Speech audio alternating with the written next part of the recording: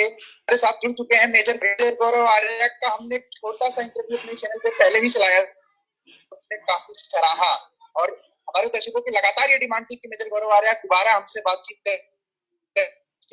करें। आपने हालांकि वादा भी हमसे किया था कि हम आराम से बैठ के बातें करेंगे, लेकिन लॉकडाउन की वजह से नहीं हो पाई। तो आज हम आपसे ऑनलाइन बातचीत करेंगे। तो गौरव जी, सबसे पहले बहुत बहुत स्वागत है आपका हमारे चैनल। थैंक यू, बहुत बहुत धन्यवाद आपका। जी गौरव जी, सवाल कहाँ से शुरू करूं मुझे समझ नहीं आ रहा, क्योंकि कई सारे सवाल मुझे करने हैं आपसे। लेकिन मैं पहला सवाल सबसे पहले यही करूं कि अभी जो रिसेंटली मुद्दा उठा है सबसे ज्यादा, लगातार एक आरोप लग रहा है कि भारत में कोरोना को लेकर के जो टेस्टिंग हो रही है उसका जो रेशियो बड़ा कम है। 23 करोड़ आबादी वाले उत्तर प्रदेश के अंदर भी 2000 टेस्ट भी नहीं हो रहे हैं दिन के। इस वजह से भारत में आंकड़े कम और ना भारत की स्थिति बहुत ही भयावह है, ऐसा कहा जा रहा है। इस बात में कितनी सच्चाई आप देखते हैं और भारत की जो तैयारियां उसको किस रूप में आप देखते हैं? देखिए, दो बातें हैं जो हमें समझने की जरूरत है। पहली चीज तो ये है कि मीडिया का एक सेक्शन जिसको हम कहते हैं, मीडिया का एक हिस्सा हर समय आपको ये बताएगा कि ग्लास जो है वो आधा भरा हुआ है, तो आप इसके लिए तैयार रहिए। सब कुछ बुरा है, सब बर्बाद हो चुका है, ये उनका रोना कभी बंद नहीं होगा। दूसरी चीज ये है कि टेस्टिंग दुनिया में कहाँ अच्छी हो रही है? अमेरिका में अच्छी हो रही है। अमेरिका में पिछले 24 घंटे में 1200 से ज्यादा लोग मर गए। 1200 पीपल इन अमेरिका। अमेरिका जिसका वर्ल्ड का अल्टीमेट है, अमेरिका से अच्छी मेडिकल साइंस फैसिलिटी किसी के पास नहीं है, अमेरिका से ज्यादा पैसे किसी के पास नहीं है। वर्ल्ड का इकलौता सुपर पावर है जो कि बहुत इकोनॉमिक और मिलिट्री सुपर पावर है, वो कोरोना का काबू नहीं कर सकता। इसीलिए जो प्रधानमंत्री मोदी जी ने लॉकडाउन करा था, इसलिए करा था क्योंकि बहुत पहले वो भाप गए थे कि ये टेस्टिंग फैसिलिटीज और ये सब हमारे पास इतनी नहीं है, किसी के पास नहीं है दुनिया में, अमेरिका तक के पास नहीं है, किसी के पास नहीं है। तो आप पहले लॉकडाउन करिए और लॉकडाउन से ही आप बचा सकते हैं ज्यादा से ज्यादा लोगों को, इसलिए लॉकडाउन हुआ है। अब ये टेस्टिंग फैसिलिटीज क्या, रैपिड टेस्टिंग की और किट्स आ रहे हैं।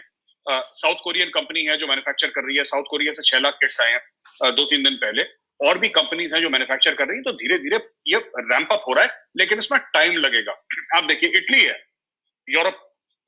यूरोपियन कंट्री है, इटली का क्या बुरा हाल हुआ, जर्मनी का क्या बुरा हाल हुआ, फ्रांस का देख लीजिए, इंग्लैंड की तो रानी, उसका प्रिंस और उसका जो प्राइम मिनिस्टर है बोरिस जॉनसन, वो तक आईसीयू में, बोरिस जॉनसन आईसीयू में रहकर आ रहा है। तो ये कहना कि भारत में सब कुछ, 130 करोड़ लोग हैं भारत में, 130, अमेरिका में लगभग 30 करोड़ है, लगभग। तो अमेरिका दुनिया का सुपर पावर 30 करोड़ लोगों का नहीं कर पाए, ये चाहते हैं कि इंडिया जैसा मुल्क 130 करोड़ का कर दे। How is it possible? ये आप इन लोगों को ज्यादा इग्नोर करें। हाँ, मैं ये कहना चाहता हूँ एक चीज की, क्या चीजें परफेक्ट है? चीजें परफेक्ट नहीं है, चीजें परफेक्ट नहीं है, परफेक्ट होने में टाइम लगेगा और हर रोज कार्रवाई हो रही है इस मामले में। लेकिन आप इस तबलीगी जमात की जो भूमिका रही है इस पूरे बीच, जिस तरीके से उनका मरकज का जो है केस आया, उसके बाद लगातार ये दिखाया जा रहा है, बताया जा रहा है कि वो लोग छुप रहे हैं, सामने नहीं आ रहे हैं, और कुछ जगहों पे जहाँ पे उनको क्वारंटाइन किया गया है वहां पे वो वहाँ के जो हेल्थ स्टाफ है उनके साथ बदतमीजी कर रहे हैं, उनसे उनकी डिमांड कर रहे हैं। तो इनके रोल को आप किस तरीके से देखते हैं? क्या ये सुनियोजित है या बस ऐसे ही अफवाह चलाई जा रही है? देखिए, इसमें दो बातें हैं। पहली चीज, अगर आप तबलीगी जमात देखिए, 1927-1928 में मेवात हरियाणा में इसका जन्म हुआ था, तबलीगी जमात में। तो तबलीगी जमात के दो मुख्य वो हैं जो रोल अदा करता है। एक तो जो मुस्लिम है उनको कैसे बेहतर मुसलमान बने, एक तो वो गाइड करता है तबलीगी जमात। दूसरी चीज है कि जो नॉन मुस्लिम है उसको दावत देता है। जैसे कि पाकिस्तान का क्रिकेट कैप्टन इंजमाम उल हक, वो भी तबलीगी जमात से उसका ताल्लुक है, ये इंजमाम उल हक का। अभी आप ये देखिए कि जो मरकज निजामुद्दीन का आपने मुझे स्पेसिफिकली सवाल पूछा, ये प्रॉब्लम सिर्फ भारत में नहीं है। तबलीगी जमात ने पाकिस्तान में भी 1000 से ज्यादा लोगों को इन्फेक्ट करा है, मलेशिया में हजारों लोगों को इन्फेक्ट करा है। तो ये एक सिर्फ जो हम लोग सोच रहे हैं कि भारत में हुआ, भारत में ज्यादा इसलिए हो गया क्योंकि पॉपुलेशन बहुत ज्यादा है भारत की, इसलिए भारत में ज्यादा हो गया। तबलीगी जमात ने किसी को नहीं छोड़ा, इन्होंने पाकिस्तान को नहीं छोड़ा, इन्होंने मलेशिया तक को नहीं छोड़ा। इंडोनेशिया से भी अब धीरे धीरे खबरें आ रही हैं कि यहाँ पे भी तबलीगी जमात वाले हैं। तो ये सब इश्यूज चल रहे हैं। लेकिन अगर तबलीगी जमात के लोग इस तरीके से फैलाए ना होते तो कुछ कम हो सकता था। ये आंकड़े जो हमारे सामने आए अब तक कोरोना से प्रभावित लोगों के, जी, वो क्या कम हो? बिल्कुल बिल्कुल बिल्कुल। आप देखिए जो लेटेस्ट आंकड़े आए हैं जो मीडिया ने कवर करे हैं और सरकार ने भी काफी हद तक इसको वो सरकारी आंकड़े हैं उसमें भाई ये चीज है कि वो लोग कह रहे हैं कि 1/3 जो हिंदुस्तान भर में केसेस हैं 1/3 वो तबलीगी जमात से हैं। तो अगर मैं कह रहा हूं कि जैसे सिर्फ ये नहीं कि वो एक मस्जिद में थे, बात वो नहीं है कि एक साथ थे या उनको पहले पता नहीं था बाद में पता नहीं था। ये जो छुपने छुपाने का खेल है, ये खुद को टेस्ट नहीं करवाना है, ये पत्थर फेंकवाने हैं डॉक्टर के ऊपर, हेल्थ वर्कर के साथ मारपीट करनी है, पुलिस वालों के ऊपर पथराव करना है, ये सब आप ना करें तो ये चीज वैसे देखिए कोरोना वायरस हमने काफी हद तक काबू कर लिया था मरकज निजामुद्दीन के पहले, इनके बाद ज्यादा हुआ है। अगर मरकज निजामुद्दीन वाले कहते कि साहब हम 3-4 हजार जितने भी 2-2.5-3-4 हजार लोग हैं ये, अगर इनको हम क्वारंटाइन अलग से कर देते फैलने से रुक जाता। ये भाग गए, कोई इधर घर में छुपा है, कोई मामी चाची के घर घुसा है, कोई दादी के घर घुसा है और वहां पे लोगों को फैलाते जा रहे हैं पूरे दुनिया में, ये पूरे भारतवर्ष में निकल गए लोग। तो इससे हमें ज्यादा प्रॉब्लम हो गई है मरकज निजामुद्दीन की तरफ। और डेफिनेटली डेफिनेटली गिल्टी तो है ये लोग, 1/3 पूरे भारत के केसेस मरकज निजामुद्दीन के हैं, तो गिल्टी कैसे नहीं हुई? तो आरोप लगातार सरकार पे भी लग रहे हैं कि सरकार जो है कोरोना की तैयारियों पे ध्यान न देने की बजाय बाकी चीजों पे ध्यान दे रही है, इसको धार्मिक एंगल दे रही है, इसको मजहब से और लोगों से जोड़ के इनको बदनाम कर रही है और ध्यान भटकाने की कोशिश है ये। देखिए आप ये देखें कि कितने वो किट्स आ रहे हैं पर्सनल प्रोटेक्शन के, कितना लॉकडाउन कर रखा है, कितना सरकार ने बिलियंस ऑफ डॉलर्स का स्टिमुलस दिया था, इकोनॉमिक स्टिमुलस।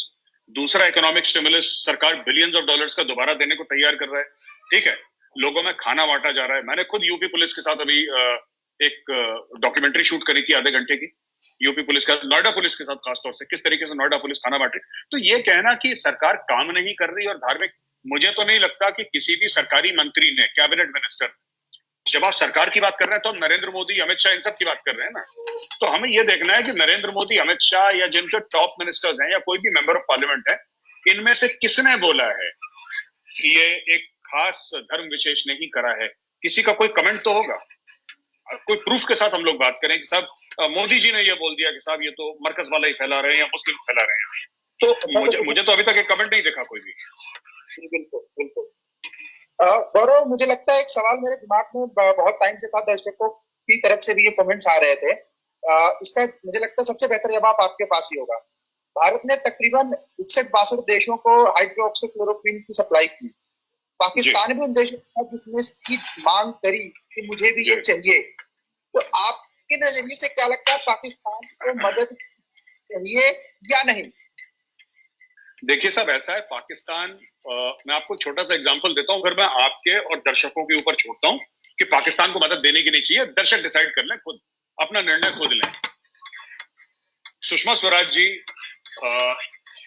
ने अपनी पूरा जो उनका एक्सटर्नल अफेयर्स मिनिस्टर थी वो, जब उनका पूरा जो कार्यकाल था उसमें उन्होंने कितने पाकिस्तानी बच्चों को ये प्रॉब्लम है वो प्रॉब्लम है, इधर जाइए दिल्ली बैंगलोर इलाज करिए, ट्विटर पे उन्होंने वीजा दिए, आगे बढ़ बढ़ के वीजा दिए। और वही पाकिस्तानी थे जिन्होंने, जब उनका देहांत हुआ और मैंने ट्वीट करा, तो मेरे ट्विटर पे इतनी सुषमा स्वराज जी को अभद्र बातें बोली हैं, इतनी गलत गंदी बातें बोली हैं, पहली चीज। दूसरी चीज, वही आप शाहिद अफरीदी और इन सब को देखिए, ये कश्मीर कश्मीर कहते हैं, कश्मीर में जिहाद की बात करते हैं, और जब पुलवामा का इतना दर्दनाक जो केस हुआ था, पुलवामा का सुसाइड अटैक हुआ था, उसको ये लोग सेलिब्रेट करते हैं और फिर ये चाहते हैं कि हम इनकी मदद करें। अच्छा, इंडिया में भी ऐसे कुछ लोग हैं जो कह रहे हैं नहीं साहब मानवता सबसे बड़ा धर्म है।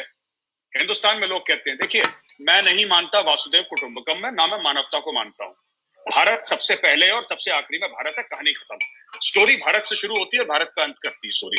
जो भारत के साथ गलत व्यवहार करेगा हमें उसकी मदद नहीं करनी चाहिए, मेरी पर्सनल राय है, क्योंकि हम कर चुके हैं इनकी मदद। मैं आपसे एक बात साफ तौर पर, अगर आप ये सोचते हैं कि आप सपोले को दूध पिलाएंगे और बड़े होकर वो खरगोश बनेगा, और खरगोश नहीं बनेगा, वो सांप ही बनेगा और वो काटेगा, क्योंकि उसकी फितरत में है काटना। आपने शाहिद अफरीदी का ट्वीट सुना, आपने देखा शाहिद अफरीदी का ट्वीट, आपका शोएब अख्तर का देखा कि इंडिया को 10,000 वेंटिलेटर देने चाहिए, पाकिस्तान कभी नहीं भूलेगा। और फिर इमीडिएटली आपको पता लग गया 2 दिन के बाद, वो जो 4 पैरा एसएफ के जो जवान थे उनका एक्सीडेंट हो गया, वरना ऐसा होता नहीं है कि पैरा एसएफ वालों को ऐसे वो मार दें, उनका एक्सीडेंट हो गया, गिर गए थे ऊपर से नीचे वो लोग। तो आप देख रहे हैं किस तरीके से हर रोज एनकाउंटर हो रहे हैं कश्मीर में। तो पाकिस्तान दोगली जबान बोल रहा है। पाकिस्तान ये कह रहा है कि साहब, एक तरफ तो कह रहा है हमें दवाई दे दो, दूसरी तरफ कह रहा है कि हम आपके बंदे भी मारेंगे। ऐसा कौन से देश में होता है? और फिर हम लोग जो हमारे लिबरल हैं वो कहते हैं कि नहीं साहब, ये नहीं करना चाहिए, और दुश्मनी दोस्ती, इस वक्त दोस्ती का माहौल और मानवता। देखिए, मानवता कुछ नहीं होती, मेरी राय है, मानवता कुछ नहीं होती, भारत सर्वोपरि है। ये वासुदेव कुटुंबकम, ये लोग अक्सर बोलते हैं कि the whole world is a family, और कोई फैमिली वैमिली नहीं है। ये भारत, हमारा परिवार भारत है, ये है हमारा परिवार, बस। ठीक है, और हमें यही मानना चाहिए। तो डॉक्टर ने तो एक नया फॉर्मूला भी दिया था कि भारत और पाकिस्तान के क्रिकेटरों को मैच खेलना चाहिए और उससे जो धनराशि आए उसको कोरोना से प्रभावित लोगों के ऊपर खर्च करना चाहिए। ये नया फॉर्मूला उन्होंने दिया था। देखिए, अगर पाकिस्तान जो है जिहाद के ऊपर पैसा खर्च करना बंद कर दे, तो पाकिस्तान के पास इतना पैसा है कि अपने लोगों का इलाज कर सकता है, पर उसको कश्मीर में देने हैं पैसे, उसमें कश्मीर में फसाद करना है। अभी हिंदुस्तान टाइम्स की स्टोरी आई है जो मैंने अभी ट्वीट करी है, पाकिस्तान ने वहां पे फिर से एक साइबर वॉर शुरू कर दिया है कश्मीर में। तो जब आप गलत जगह पैसा लगाएंगे, फिर आप चाहते हैं इंडिया क्रिकेट खेले, भाई हम क्यों क्रिकेट खेलें उनके साथ? आप एक बात बताइए, क्यों क्रिकेट खेलें?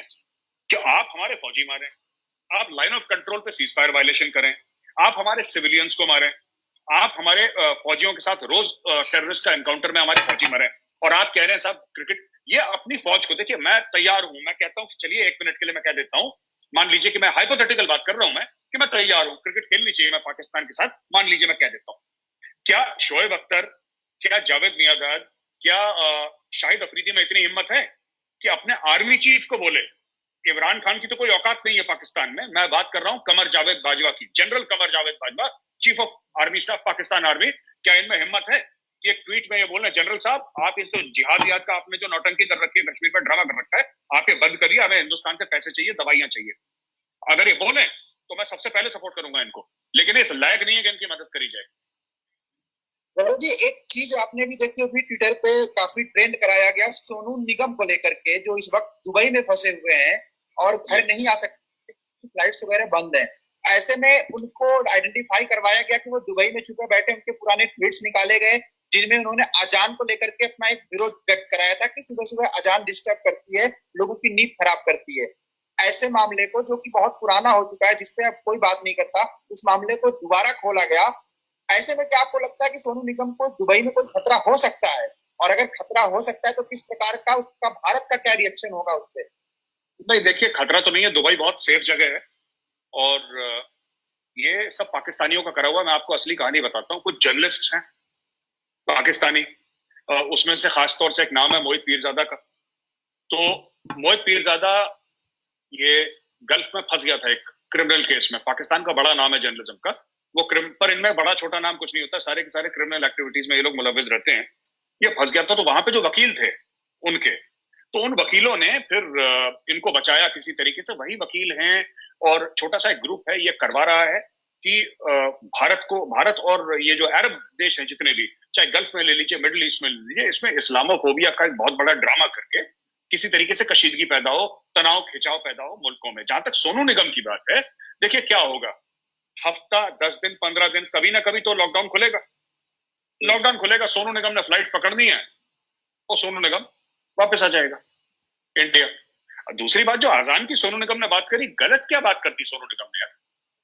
मैं तो कह रहा हूं कि कोई मंदिर हो, मस्जिद हो, गुरुद्वारा हो, चर्च हो, जो भी हो, किसी को हक नहीं है लाउड स्पीकर। मेरे घर के बगल में, मैं नोएडा में रहता हूँ, मेरे घर के बगल में मंदिर भी और मस्जिद भी है, और मैं तो दोनों को बोल चुका हूँ पर्सनली जाके। मैं पंडित जी के हाथ जोड़े, मैंने बोला पंडित जी बख्श दो यार।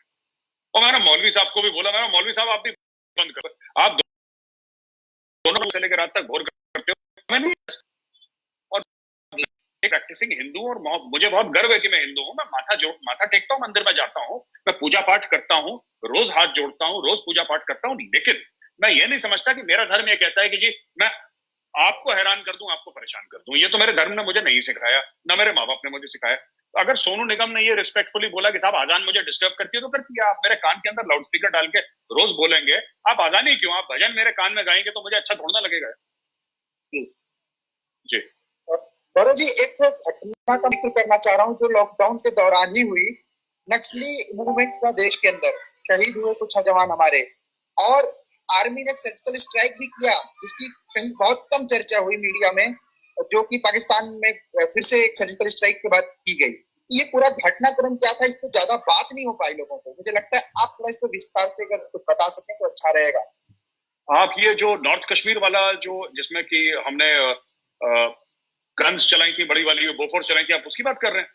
देखिए देखिए, दो चीजें हैं, मैं आपको बताता हूँ। पाकिस्तान हर समय मौका देखता है कि किस तरीके से, इसमें बड़ी इंटरेस्टिंग बात है, अगर हमारे पास 2-3 मिनट दें तो आपको समझाऊं। बड़ी इंटरेस्टिंग बात है।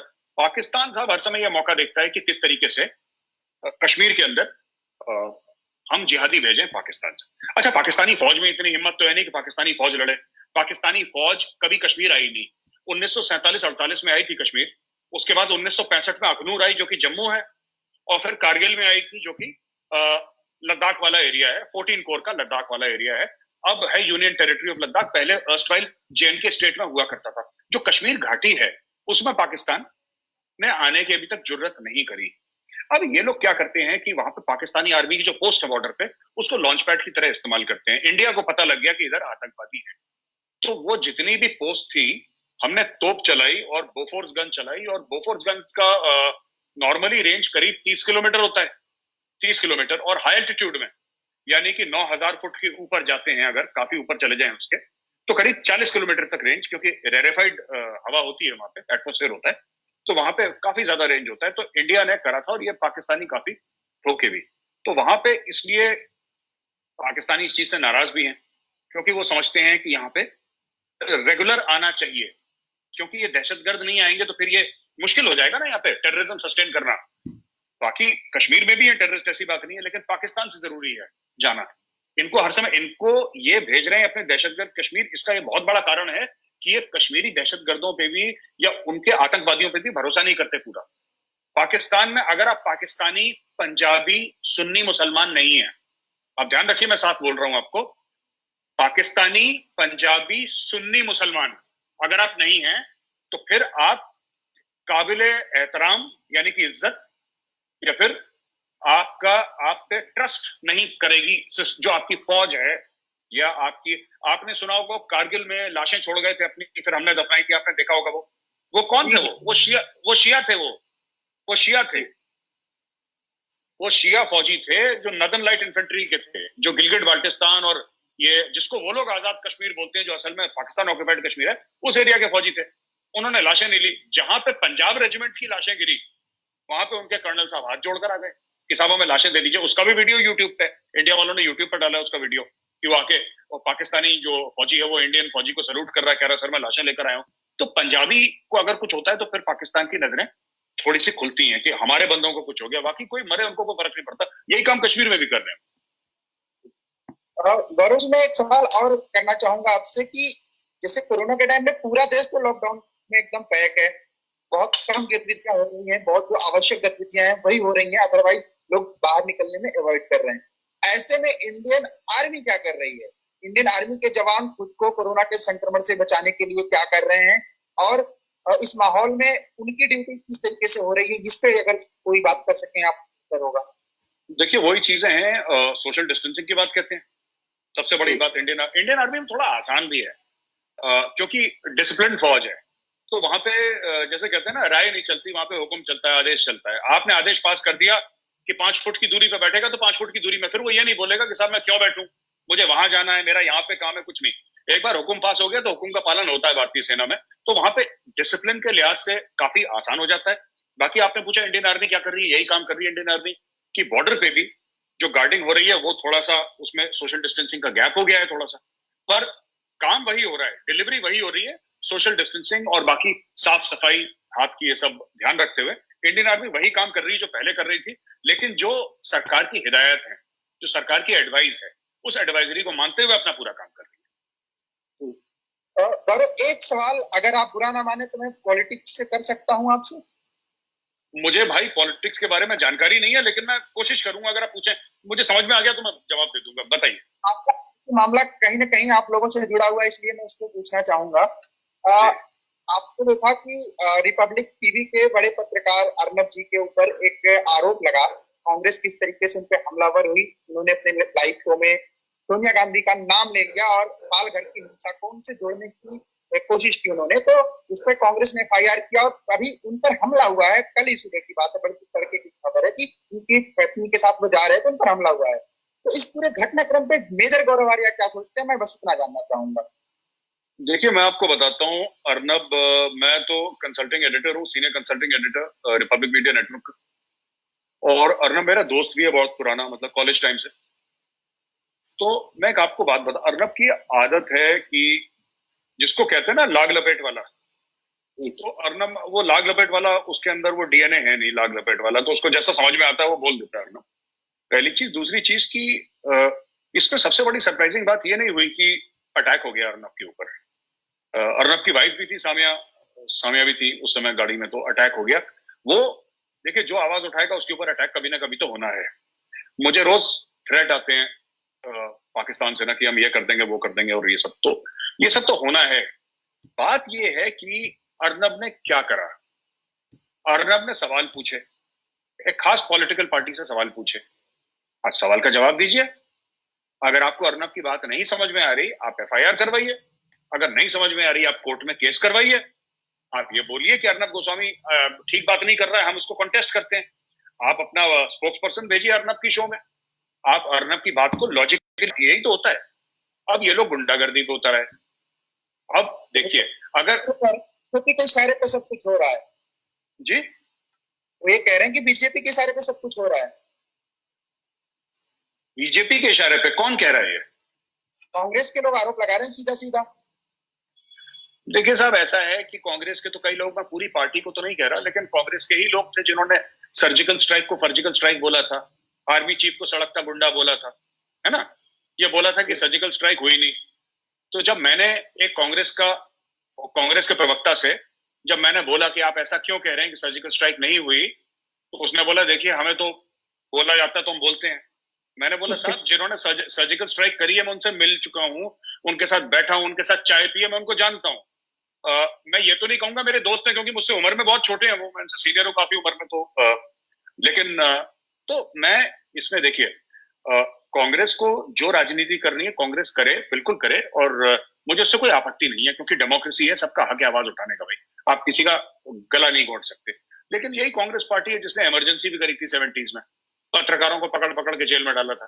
तो ये नहीं होना चाहिए। अर्नब सवाल उठाए, आपको अर्नब की बात समझ में नहीं आती, आप अर्नब की बात से डिसएग्री करते हैं। अगर आप कहते हैं कि साहब अर्नब गलत बोल रहा है, तो आप काटिए ना उसकी बात को, लॉजिकली काटिए, उसकी शो में जाइए। उसकी शो में नहीं जा सकते, किसी और शो की जो शो में जाइए। आप यूट्यूब के वीडियो, आप भी तो इसको सोशल मीडिया पे कर रहे हैं ना, आप सोशल मीडिया पे बात करिए। अगर किसी को मौका नहीं मिल रहा है टीवी चैनल पे जाने का, आप सोशल मीडिया पे बात करिए, आप आवाज उठाइए।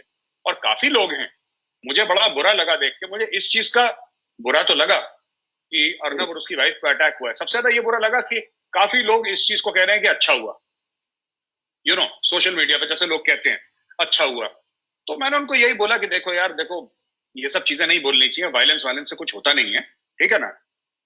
कल कुछ होगा तो फिर सबसे पहले तुम रहोगे कि हमारे साथ, क्योंकि देखिए तलवार दोनों तरफ काटती है, और तलवार को दोनों तरफ नहीं काटना चाहिए। पीसफुली काम होना चाहिए, वाद विवाद से बात हो, आप चिल्लाएं एक दूसरे पे, आप बहस करें, आप आर्ग्यू करें, लेकिन किसी को ऐसे। और मैं एक और चीज समझता हूँ, ये जो अटैक की अर्नब के ऊपर अटैक हुआ है, मुझे नहीं लगता, ये मेरा खुद का, हो सकता है मैं गलत बोल रहा हूँ, ये मेरा खुद का अनुमान है, ये ऐसा नहीं था कि कोई अर्नब को हार्म करे जी। ये अर्नब के लिए चेतावनी थी, बड़ी शक्तियों की चेतावनी, कि तुम अपनी पत्रकारिता बंद करो। पर अर्नब गोस्वामी बंद तो करने वाला नहीं है। उसके ऊपर अटैक हुआ, वापस टीवी पे चला गया एड्रेस करने के लिए। मैं जानता हूं उसको, अर्नब को करीब 28 साल हो गए। तो बंदा टोटली, जिसको कहते हैं ना बेखौफ, अर्नब को किसी से फर्क नहीं पड़ता कौन है सामने, और वो वापस आ गया। और अगर इनको लगता है कि रिपब्लिक मीडिया नेटवर्क डर गया इस चीज से, तो फिर ये बहुत बड़ी गलतफहमी है। ये कोई डरता वरता नहीं है ऐसी चीजों से, है ना। लेकिन बाबू जी, हमने एक चीज देखी है, इधर भी चाहे शाहीन बाग वाला कांड हो रहा था या उसके साथ साथ जितनी भी घटनाक्रम देश के अंदर हुआ है, कुछ मीडिया हाउसेस पे टारगेटेड हमले हुए हैं, और कुछ मीडिया हाउसेस से बात करी है उन लोगों ने, उसको तो कायदे से बहिष्कार किया है। उनमें रिपब्लिक भारत का भी जिक्र आता है, उनमें और भी मीडिया संस्थान जी न्यूज वगैरह हैं, जिनके जर्नलिस्ट पे लोगों ने अटैक किए, उनसे बातचीत करने से मना किया, उनके कैमरे तोड़े गए हैं। तो ये जो माहौल एक बन रहा है, ये क्या बन रहा है? मतलब जर्नलिस्टों को भी भेदभाव किया जा रहा है, ये पत्रकार सही है, पत्रकार बुरा, ऐसा नैरेटिव सेट किया जा रहा है। देखिए, जो ये कहता है आजकल के माहौल में, जो फ्रीडम ऑफ स्पीच की दुहाई देता है, ठीक है, जो कॉन्स्टिट्यूशन ऑफ इंडिया की दुहाई दे रहा है, मैं शाहीन बाग से बात कर रहा हूँ, शाहीन बाग को लेकर बात कर रहा हूँ, ये सबसे बड़ा कॉन्स्टिट्यूशन में विश्वास ना करना है। क्यों?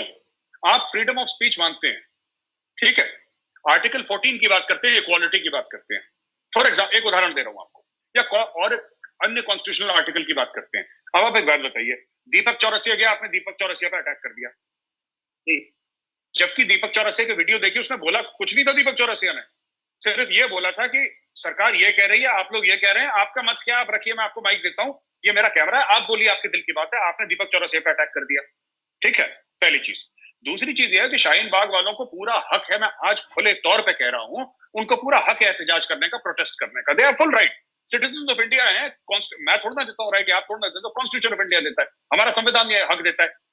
लेकिन मैं आपको बताता हूं कि यही मोदी सरकार थी जिसके खिलाफ मैंने 2016 में प्रोटेस्ट करा था। आपको याद रहा होगा, 1 रैंक 1 पेंशन जो फौजियों का हुआ था, ओआरओपी में मैं भी झंडा लेकर गया था, मैं भी मोमबत्ती लेकर गया था, ठीक है। लेकिन कोई ऐसा बंदा ये बता दे कि साहब वहां पे 5000 फौजी एक लाइन में चले, किसी की एक गाड़ी को आगे बढ़ने में प्रॉब्लम हुई हो, किसी का बच्चा स्कूल ना गया हो, ठीक है, तो हमने भी प्रोटेस्ट करा था सरकार के खिलाफ। हम भी मोमबत्ती लेकर गए थे, वो जंतर मंतर से लेकर आपके वो जो अमर जवान ज्योति है वहां तक हम लोग भी गए थे। लेकिन हाँ, सॉरी, आपकी मांग सुनी भी गई। बिल्कुल देखिए, सुनिए, डेमोक्रेसी में ऐसे ही होता है। अगर कल, एक बात बताइए, शाहीन बाग में कितने लोग हैं? कुछ भी नहीं है शाहीन बाग में।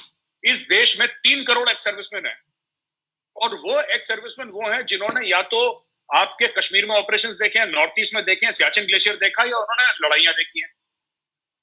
आप कभी, भगवान ना करे, मैं कह रहा हूं हिंदुस्तान में कभी नहीं होगा, हम लोग तो एक अच्छी खासी रोबस्ट स्ट्रॉन्ग डेमोक्रेसी है। अगर उस 2 या 3 करोड़ एक्स सर्विसमैन का दिमाग फिर गया किसी दिन, उन्होंने बोला नहीं साहब हमें रोड घेरनी है, उनको कौन रोक लेगा भाई? उनको कौन रोक लेगा?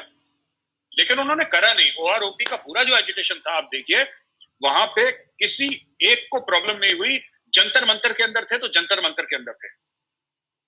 आप अन्ना हजारे का इतना बड़ा आंदोलन हुआ, अन्ना हजारे जी ने अपना अन्ना हजारे जी भी फौजी हैं बाय द वे, इसलिए उनका आंदोलन इतने डिसिप्लिन में हुआ। अन्ना हजारे जी ने अपना आंदोलन कहां पे करा? रामलीला मैदान में करा। ये पहली बार ऐसा हुआ है कि आपने लोगों के खोपड़ी पे आपने पिस्टल लगा दी, शाहीन बाग वालों ने, कि जब तक हमारी मांगे पूरी नहीं करोगे, ना तुम इस सड़क को इस्तेमाल कर सकते हो, ना तुम्हारे बच्चे स्कूल जाएंगे, ना तुम्हारे बूढ़े माँ बाप अस्पताल जाएंगे, हम तुम्हारी जिंदगी, जिसको कहते हैं, नर्क कर देंगे, लेकिन तुम यहां से नहीं जा सकते। अरे भाई, आपका पूरा हक है प्रोटेस्ट करने का, आप जाइए ना रामलीला मैदान। और फिर कहते हैं साहब यहाँ पे गरीब लोग हैं, ये हर रोज 15 किलोमीटर नहीं जा सकते। भाई साहब, आपने देखा है चेन्नई से फार्मर आते हैं, किसान, गरीब किसान, महाराष्ट्र से गरीब किसान, गुजरात से गरीब किसान, आपका आसाम से, सब लोग आते हैं रामलीला मैदान में और जंतर मंतर में प्रोटेस्ट करते हैं। वो क्या करोड़पति हैं क्या, फ्लाइट से आ रहे हैं? वो भी तो आते हैं, जिसको प्रोटेस्ट करना होता है वो करता है ऐसे। तो ये शाहीन बाग वाला मामला पूरा फ्रॉड है। जिस दिन ट्रंप का हवाई जहाज उड़ा, इंडिया से ट्रंप आया था, जिस दिन ट्रंप का हवाई जहाज उड़ा, ये जितने भी बॉलीवुड के बड़े बड़े नाम थे, जितने भी बड़े बड़े धुरंधर थे, जो वहां पे आके स्पीच देते थे कि हम तुम्हारे साथ हैं और हम तुमसे मोहब्बत करते हैं, ये सारे के सारे गायब हो गए। जिस दिन ट्रंप गया, उस दिन के बाद कोई नहीं आया यहाँ पे। क्यों नहीं आया भाई?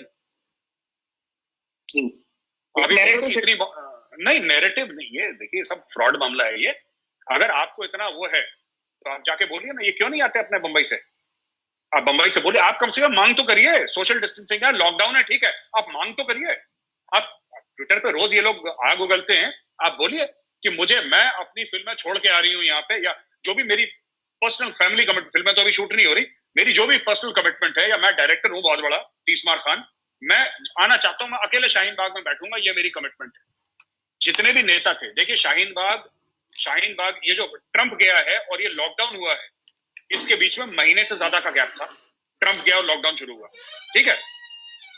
ट्रंप के जाने के बाद और लॉकडाउन तक कोई वहां पे बड़ा नाम आया ही नहीं शाहीन बाग पे। इन्होंने शाहीन बाग से हाथ धोए, इन्होंने शाहीन बाग के लोगों का इस्तेमाल करा और बोला जाओ मरो तुम, हमें तुमसे कोई लेना देना नहीं है। क्योंकि जब आपने मीडिया के कैमरा हटा दिए शाहीन बाग से, शाहीन बाग ने सांस लेना बंद कर दिया। आपने मीडिया के कैमरा हटा दिया ना वहां से। मीडिया प्रायोजित पूरी तरीके से था, जब तक वहां फुटेज मिलता रहा तब तक लोग वहां पे उपस्थित रहे, उसके बाद धीरे धीरे कट लिए। देखिए, आपको बहुत जरूरी है भाई साहब कि एक बहुत बड़ी कहावत है, हम लोग जब एंटी टेररिस्ट ऑपरेशन करते थे आर्मी में, हमारे टाइम पे तो इतना मीडिया होता नहीं था। ग्लोबली अगर आप देखें एंटी टेररिस्ट ऑपरेशन में, मैं शाहीन बाग को टेररिज्म से नहीं जोड़ रहा हूँ, किसी को गलत फहमी है, पर मैं एक आपको उदाहरण दे रहा हूँ कि लोग आसानी से समझ जाएं। आतंकवादी आतंकवाद क्यों करता है? आतंकवादी आतंकवाद इसलिए करता है क्योंकि उसको पता है कि वाइड पब्लिसिटी मिलेगी, और जो मेरा पॉलिटिकल मैसेज है वो दुनिया भर में पहुंच जाएगा। कैसे पहुंचेगा? मीडिया से पहुंचेगा। छोटे छोटे वीडियो होंगे सोशल मीडिया पे। अल कायदा वाले या इस्लामिक स्टेट वाले जब भी किसी का गला काटते हैं या उसको एग्जीक्यूट करते हैं, उसको जान से मारते हैं, उसका वीडियो अपलोड कर देते हैं इंटरनेट पे, आपने देखा होगा। वो ऑरेंज जंपसूट में, ऑरेंज ड्रेस में उसका गला काट रहे हैं और ये सब कर रहे हैं। क्यों करते हैं? आपको किसी को मारना है, आप मार दो। आप क्यों सोशल मीडिया पे जा रहे हो भाई? आप क्यों यूट्यूब पे जा रहे हो अपना वो अपलोड करने के लिए? क्यों वेबसाइट पे जा रहे हो? तो ये सब चीजें हैं एक पब्लिसिटी के लिए। जब शाहीन बाग से कैमरे हटे, जैसे ही शाहीन बाग से कैमरे हटे, शाहीन बाग हटा।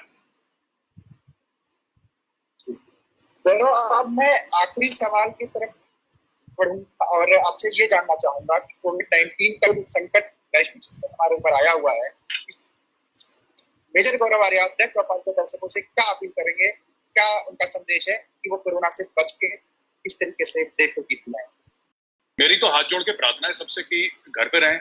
और अभी मैं आपको बता दूं, इसका कोई ना इलाज नहीं निकला, या हमने टैबलेट भेज दी 65 कंट्रीज 55 कंट्रीज, देखिए इसका इलाज नहीं निकला अभी तक। इसका कोई पक्की वैक्सीन नहीं है, इसका कोई, जिसको हम लोग कहते हैं ना हिंदी में रामबाण, इसका कोई रामबाण नहीं है। तो जो रिकवर कर गया वो कर गया, उसकी किस्मत। जो नहीं कर पाया, सबके घर में बूढ़े माँ बाप हैं, किसी को डायबिटीज है, किसी को ब्लड प्रेशर है। तो ये जो सेक्शन होता है बहुत, ये जिसको वल्नरेबल कहते हैं हम लोग इंग्लिश में, वल्नरेबल है, इसको सबसे पहले इस सेक्शन को ये प्रॉब्लम होती है। तो आप लोग घर के अंदर चुपचाप रहें, ठीक है, परिवार के साथ रहें। नई नई हॉबीज हैं, हमने खाना बनाना सीख लिया, देखिए खाना बना रहे हैं आराम से, तो हम सीख रहे हैं खाना बनाना। और ऐसी ऐसी चीजें करें। तो इससे लड़ने का एक ही तरीका है। अमेरिका नहीं लड़ पाया, जिसकी पॉपुलेशन कम है, जमीन बहुत बड़ी है अमेरिका के पास, हिंदुस्तान से कई गुना बड़ा साइज में है, और पॉपुलेशन कई गुना छोटी है इंडिया से। अरबों डॉलर का बजट है, किसी चीज की कमी नहीं है। अमेरिका घुटनों पे आ गया, हजार हजार लोग रोज मर रहे हैं। तो अगर हम सोचते हैं कि हम लोग हम लोग हरा सकते हैं सोशल डिस्टेंसिंग से, और जो सरकार हिदायत दे रही है, मोदी जी आते हैं हर दूसरे हफ्ते टीवी पे बोलते हैं ये करो वो करो, मास्क लगा लो, हाथ धो लो, अपने छोटी छोटी बातें कर लेंगे, मामला निपट जाएगा। मैं कह रहा हूँ 2-3-4 महीने से ज्यादा का मामला नहीं है, ये निपट जाएगा। जी गौरव जी, आप आए हमारे चैनल पे, हमारे दर्शकों से बातचीत करी, हमारे सवालों का जवाब दिया, इसके लिए आपका बहुत बहुत आभार। और हम चाहेंगे कि हमारे दर्शक भी इस बातचीत का जो भी मर्म है उसको समझें, और कमेंट सेक्शन में हमें जरूर बताएं। और कोरोना से सुरक्षित रहें, कोरोना हराइए, भारत को जिताइए, हमारी भी आपसे ये अपील है। बहुत बहुत शुक्रिया। जय हिंद।